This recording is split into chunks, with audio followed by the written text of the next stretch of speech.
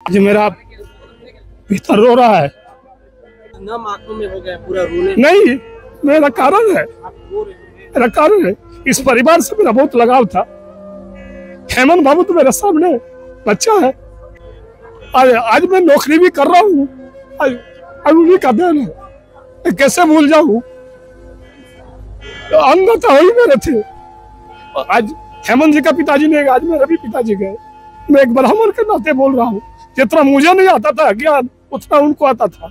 जो आज मेरा पिता रो रहा है। 3 गुरु होता है, एक पढ़ाई का गुरु, एक होता है अन्न का गुरु और एक होता है जन्म का गुरु। मेरे पिता का नाम ज्योतिर्नाथ दुबे था। वह ग्राम पबिया का रहने वाले थे। चिरूदी का जो आंदोलन हुआ था उससे मेरे पिताजी शामिल थे और हम लोग बचपन उनका देखे हैं।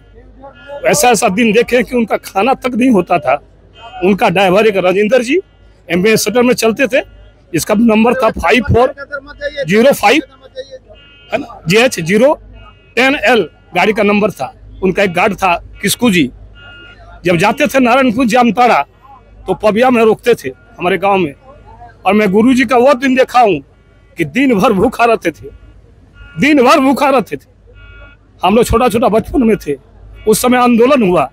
सूरज मंडल जी, मेरे पिताजी ज्योतिर्नाथ दुबे जी, सत्यनारायण पांडे जी, धर्मपुर के पांडे जी, ये सब आंदोलन में थे। हम लोग को बोलते थे एक ही चीज, बेटा जिंदगी में सब कुछ आगे बढ़ना है तो नशा मत करना। गुरुजी में सबसे खासियत था कि गुरुजी एक सुपारी तक भी नहीं खाते थे, नशा मुक्त थे। और हम एक ब्राह्मण होके क्या जाने जितना वेद पुराण का जानते थे, जितना मैं नहीं जानता हूँ, जितना वो धार्मिक के बारे जानते थे। और एक पत्ता पत्ता आज झारखंड का रो रहा है, एक नदी रो रहा है, एक झील रो रहे हैं। आप खुद नम आंखों में हो गया पूरा रोने। नहीं, मेरा कारण है, आप रो रहे हैं। मेरा कारण है। इस परिवार से मेरा बहुत लगाव था। हेमंत बाबू तो मेरे सामने बच्चा है। दशरथ बाबू, दुर्गा बाबू हमको बेटा ऐसा बोलते थे। आज मैं नौकरी भी कर रहा हूँ। आज उन्हीं का देन है, मैं कैसे भूल जाऊँ। अन्नदाता वही मेरे थे। इस परिवार से मेरा बहुत संपर्क था। दिन भर रात भर जामतड़ा, बाकुडी, चिरूडी, चंगाईडी।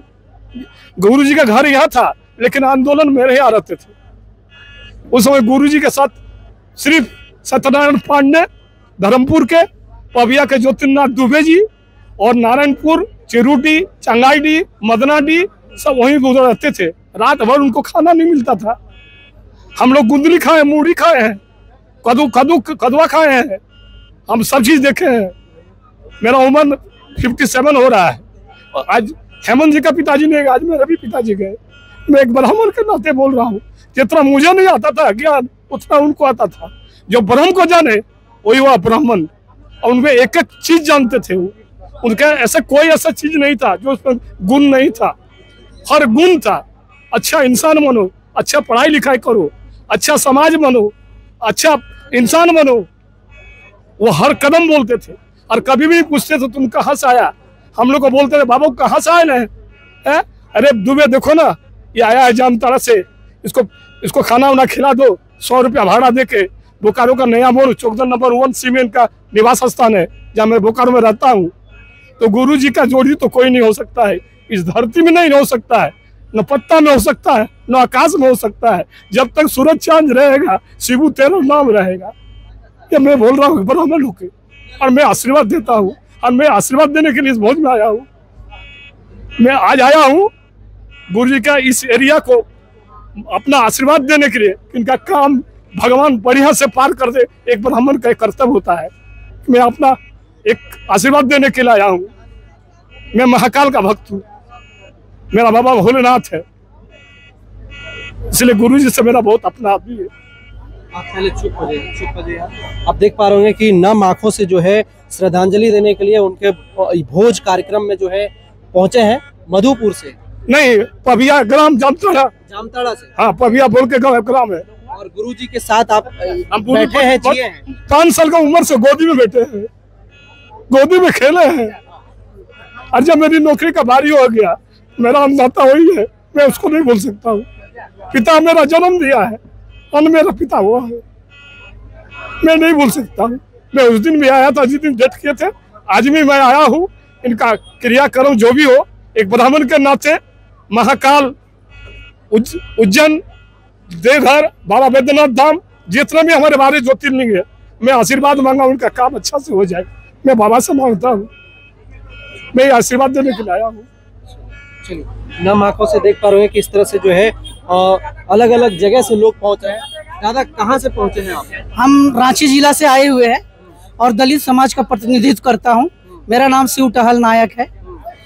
मैं गुरुजी का एक यादगार पल को मैं आपसे साझा करना चाहूँगा कि जब मैं छात्र जीवन में 1998 में आवासीय विद्यालय का करप्शन को लेकर पूरे रांची जिला का आदिवासी और दलित छात्रावास निर्माण को लेकर, उनके हक अधिकार को लेकर लगातार 1 महीना आंदोलन किया था। मैंने लगातार 1 महीना आंदोलन किया था। उस वक्त सूरज मंडल और गुरुजी से मिलने के लिए मुझे सौभाग्य प्राप्त हुआ था। उन्होंने हम लोगों को बुलाया कि बोला कि छात्र को क्या समस्या है, आप लोग भीगी बारिश में सितंबर महीना में लगातार रोड पे उतर कर हम लोग आंदोलन कर रहे थे। उस वक्त गुरुजी ने कहा था कि सच्चाई का लड़ाई लड़ने के लिए हम तुम्हारे साथ में हैं। दलित आदिवासियों का अन्याय हरगिज बर्दाश्त न हम करते हैं न तुम लोग करो। जहां तुम्हारी हमारी मतलब सहयोग की जरूरत होगी, मदद की जरूरत होगी, तो तुम लोग मेरे पास आना। उस याद को मैं उस दिन से मैंने गुरुजी के प्रति में बचपन और छात्र जीवन से उसको आदर्श माना और आज तक मैंने सच्चाई के प्रति लड़ा, दलित आदिवासी को लड़ाई लड़ा और रांची जिला का जितने भी आवासीय विद्यालय था उसका नवनिर्माण करवाने का काम किया था। गुरुजी के मतलब बहुत ये रहे जी। गुरुजी ने कहते थे कि भरी जवानी में तुम लोग को पानी हो गया क्या? अरे हक अधिकार के लिए लड़ाई लड़ो। हम अपनी जवानी में जल जंगल जमीन के लिए पूरे जंगल छाक मारते थे और जो हमारी आवाज है, हमारी बात नहीं मानते थे, उनको बोरा में बीट के कहाँ फेंक देते थे पता नहीं चलता था। चलिए, तो देख पा रहे हैं कि हम लोग जो है गुरुजी के गांव नेमरा में मौजूद है और अलग अलग जगह से लोग यहाँ पहुँच रहे हैं और लगातार आपको दिखाने का प्रयास कर रहे हैं कि यहाँ का माहौल क्या है। करीब 5 लाख लोग यहाँ पहुँचेंगे और उसकी व्यवस्था इंतजाम किया गया है और लगातार सुबह से आपको ग्राउंड रिपोर्टिंग दिखाने का प्रयास कर रहे हैं। बने रहिए सफर सच के साथ और देखते रहिए नेमरा का पल पल का अपडेट।